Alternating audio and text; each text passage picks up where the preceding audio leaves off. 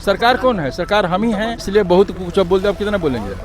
अब क्या कितना बुलवाओगे हमसे? तो मेरा कहना यही है कि फिर आप समाधान दीजिए ना कि लोगों को क्या करना चाहिए। सरकार तो लगाती है। सरकार, आप अभी जनता का बात किए, सरकार तो चलेगी नहीं, पूजा सरकार नहीं करने जाती, जनता करने जाती। तो चारों तरफ जो हाहाकार मचा है, बाढ़ आती है, अकाल पड़ता है, पानी पीने को नहीं मिलता है। क्यों? क्योंकि हम प्रकृति से इतना छेड़छाड़ करते हैं कि प्रकृति अब हमको परेशान करिए।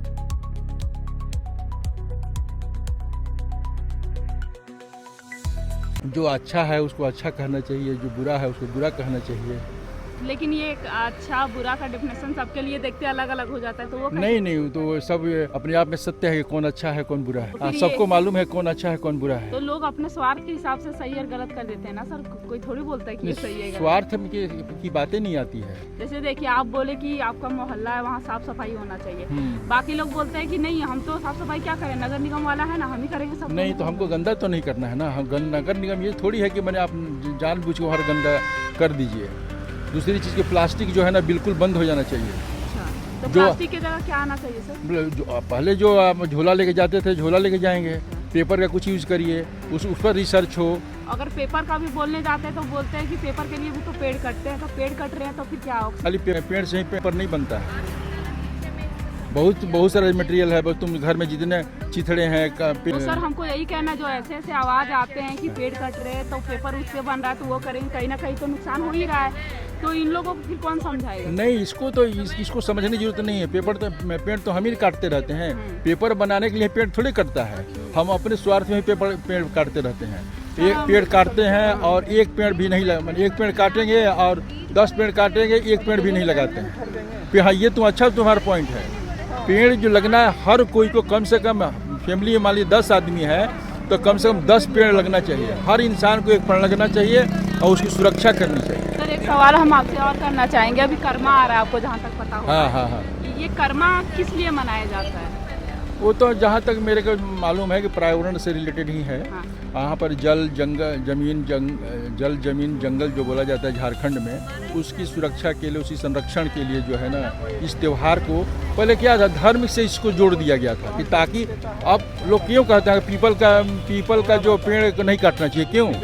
क्योंकि सबसे ज़्यादा ऑक्सीजन देता है और ऑक्सीजन देता है, कि इसीलिए उसको धर्म से जोड़ दिया गया था कि ताकि लोग है ना उसको मिसयूज काटेंगे नहीं, मिसयूज नहीं करेंगे। और आज भी इस नाम से लोग डरता है ना, इसीलिए मैंने कर्मा पूजा हमको लगता है इसी से किया जाता है। आप डिफिनेशन तो सही दिए कि प्रकृति से ही जुड़ी हुई वो पर्व है।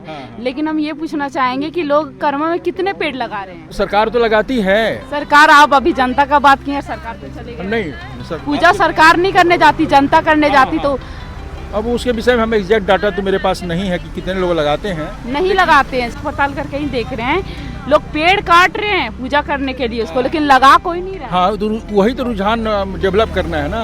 लोगों को ये सोचना है कि कैसे मतलब कि हम बचेंगे। अभी चारों तरफ जो हाहाकार मचा है, बाढ़ आती है, अकाल पड़ता है, पानी पीने को नहीं मिलता है। क्यों?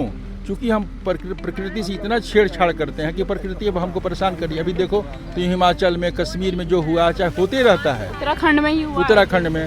और क्यों होता है ऐसा? क्यों होता है? हम नदी में ही घर बना देंगे और कहेंगे कि पानी मेरे घर में नहीं आया, तो कैसे होगा? पेड़ एक भी पेड़ नहीं लगाएंगे, पेड़ का जड़ से मिट्टी हटा देंगे तो कैसे? बाढ़ तो आएगी ही आएगी।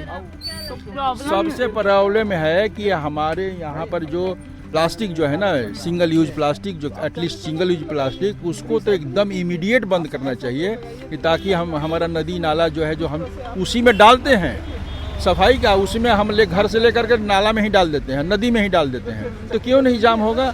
क्यों नहीं बाढ़ आएगी? आजकल मुंबई में जो बाढ़ आई है तो कैसे बाढ़ आई है?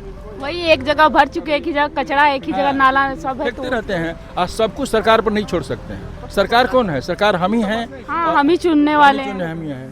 फिर सवाल खुद पे ही करना पड़ेगा। सरकार भी काम नहीं कर रही तो आपने कैसी सरकार चुनेगा? इसलिए बहुत कुछ अब बोलते, अब कितना बोलेंगे? अब क्या कितना बुलवाओगे हमसे? तो मेरा कहना यही है कि फिर आप समाधान दीजिए ना कि लोगों को क्या करना चाहिए। लोगों के जैसे आप क्या सहायता कर सकते हैं इसमें? हम पेड़ लगा सकते हैं, हम पेड़ लगाते भी हैं। हमारा जहाँ घर है पेड़ लगाते हैं। साफ सफाई पे विशेष देना चाहिए। प्लास्टिक जो है ना उसको यूज नहीं करना चाहिए। एडुकेशन पर और हेल्थ पर विशेष ध्यान देना चाहिए सरकार को। एडुकेशन में और हेल्थ पर और वेस्ट मैनेजमेंट पर, 3 पर जो है ना रिफॉर्म लाने की जरूरत है। तो सर मेरा यही कहना है कि जैसे आप बोल रहे हैं पेड़ लगाने बदले, तब बहुत लोग ये बोलते हैं अब ज़मीन बची कहाँ है, हम कहाँ पेड़ लगाएं। जमीन का आपको इंक्रोच करने के लिए बची है। आप अपने एक घर बनाए हैं, 4 घर बना लेते हैं इंक्रोच करके सरकारी ज़मीन पर, वो ज़मीन बची है कि नहीं बची है? तो सर फिर हम अगर पेड़ ही वहाँ लगा देंगे तो फिर हम रहेंगे कहाँ? नहीं, ऐसा नहीं है। जहाँ सब खाली घर, सब जगह घर बनते जा रहा है तो आप कहाँ रहिए? वो सोचते हैं कि कहाँ से कोई अनाज पैदा होगा, कैसे खाएंगे?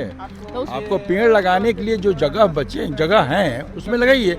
अब ये आपको तुम्हारे रोड के किनारे लगाइए, नदी के किनारे लगाइए, नहर के किनारे लगाइए, या आपका अपना ज़मीन है अपने पास तो उसमें ज़्यादा नहीं तो 10 डिसमिल में ही पेड़ लगाइए।